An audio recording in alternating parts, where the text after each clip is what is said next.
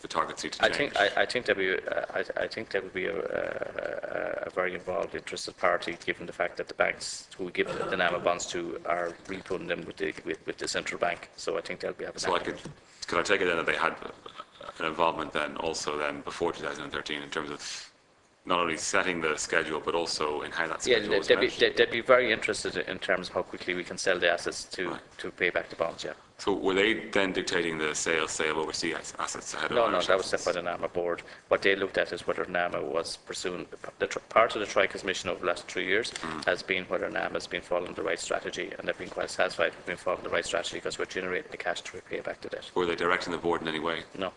Not at all? No. Okay. I'm sure if the board was not pursuing the right strategy, not generating the cash quickly enough, I'm sure they'll be having words with the minister. So they reserve the right to try and direct the board? But I think they would do it through the minister. But not yet. Because the minister can issue directions to the board and NAMA.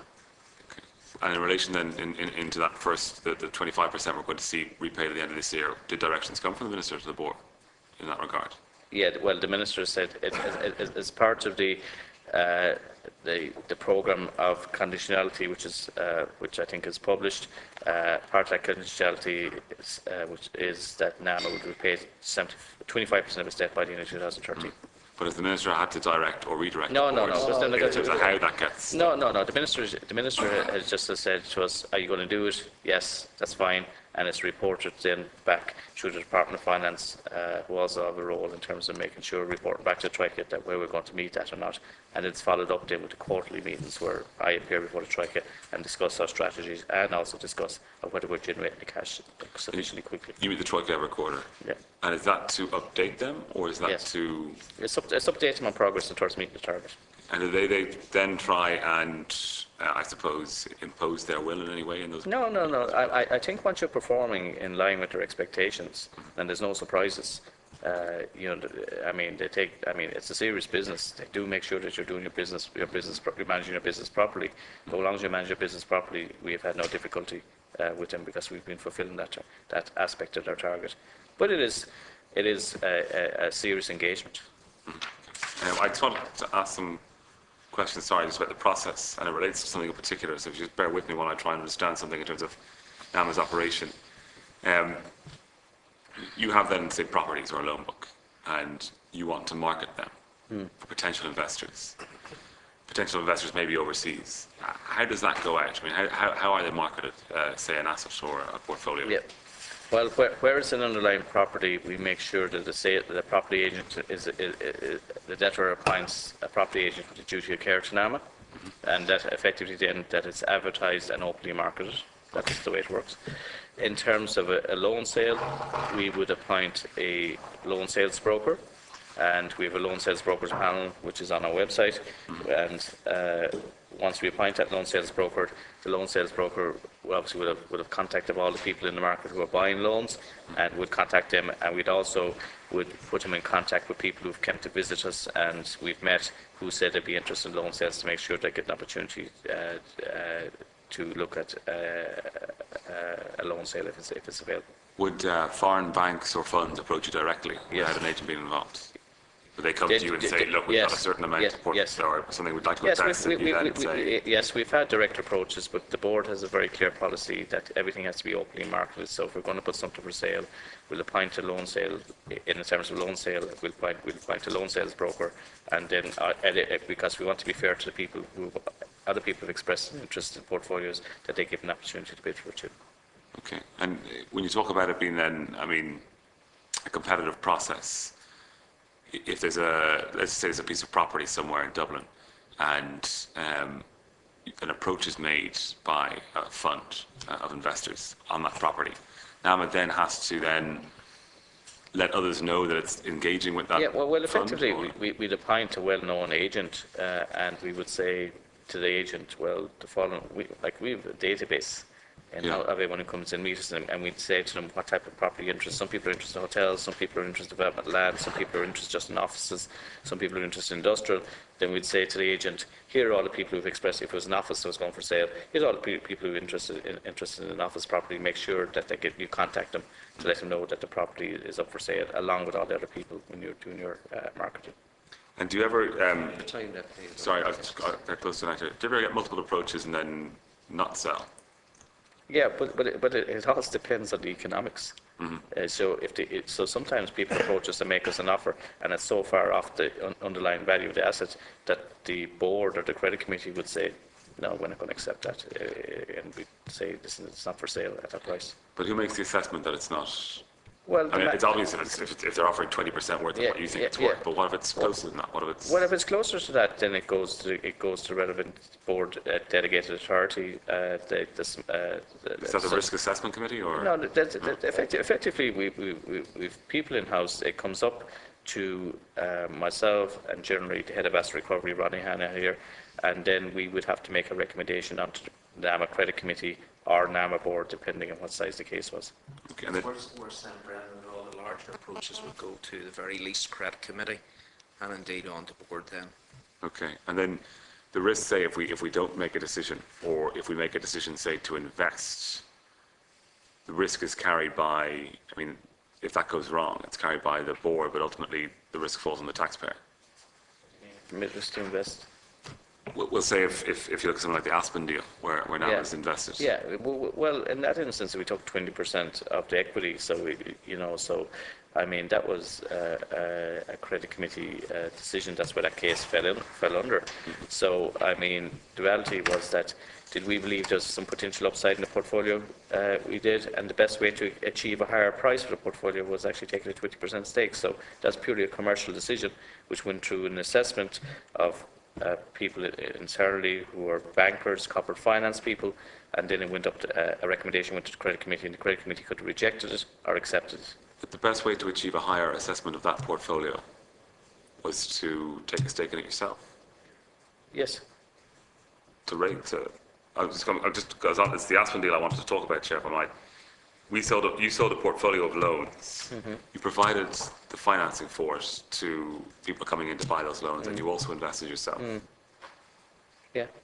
But isn't that a massive exposure on the bottom line? No, it isn't, because we still have our first charge over the assets. So we had 100% risk before we sold the portfolio.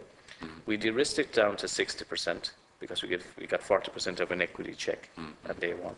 And we retained the possibility that if those assets are sold for higher than what we sold it to the buyers, that we get 20% of any upside. So, but if they're sold for less, because if they're sold for less, if we sold for less, then that's the price we got on day one, and we accept that. It's not a double loss then for now. It's not a double. It's not a double loss, because we're making an assessment of those assets of whether it's commercially better to actually sell them at a price today or not, and we believe that there was some upside. And we believe there will be upside, and we'll get it. You wouldn't have sold it if it hadn't been for you giving the financing to people buying or getting involved yourself. So it wouldn't have sold. No, it would have sold, because there was another buyer, and they were. There's another buyer. Why did you get involved? Because the other buyer was substantially behind the price compared to the people that bought it. But they only bought it because you gave them the money and because you got them the financing. So. Well, listen. People buy portfolios for different reasons. For different reasons. I don't want to get into specifics of one individual transaction because it'd be unfair. There's no one to do businesses. We're going to be talking about individuals. But the reality is that the buyers on the other side are no fools. They understand in terms of making an investment in the Irish market.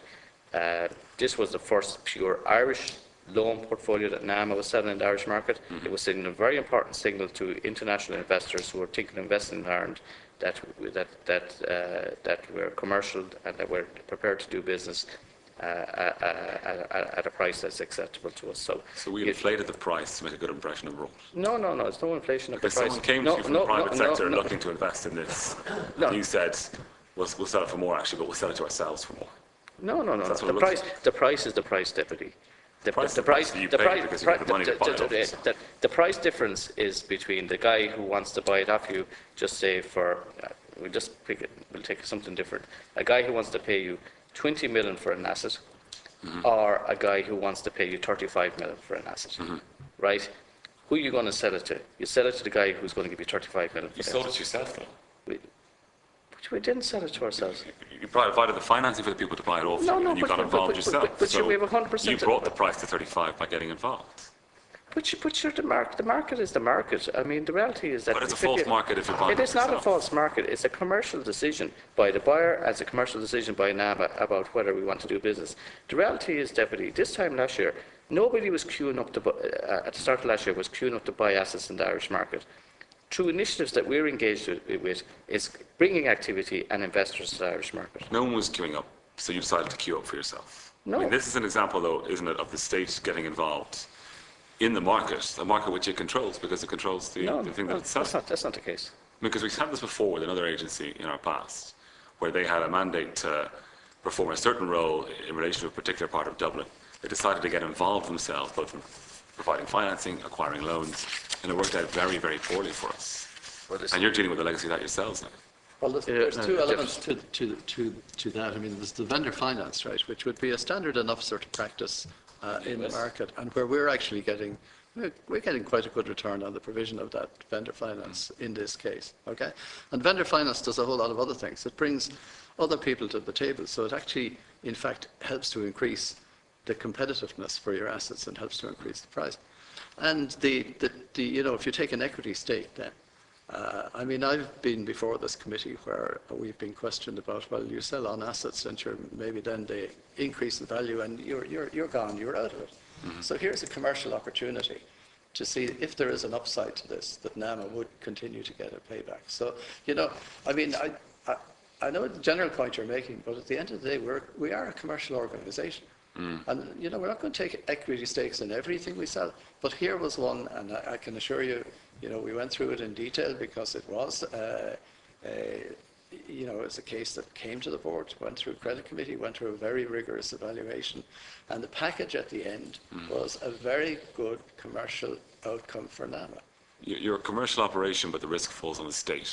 You provide vendor financing. Provide vendor financing to bring other people to the table, but it only brought yourself to the table.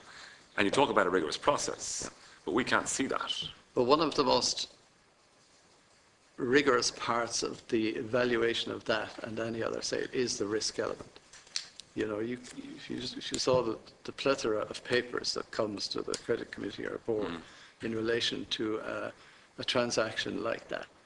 And you will have everything, including very detailed risk assessment. And at the end of the day, you know, that's the call we have to make.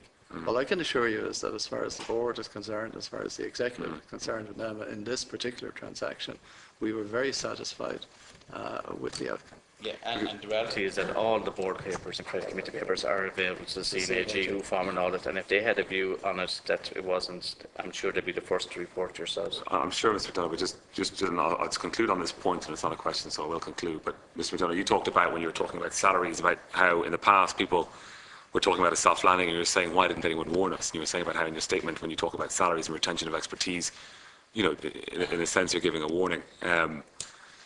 When we look back at another area in which a state agency made a big mistake, we see that all the meetings were held and different discussions in the papers and everything else, and that all the rigorous process was gone through, but it was a massive mistake for the state. And I just have a worry when, you know, I see it as NAMA maybe stepping beyond its brief in this regard, in terms of getting involved with private entities to purchase loans from itself. And I have a concern about that. And when we can't, yeah, we'll take that as a statement. I'll finish there, Chair.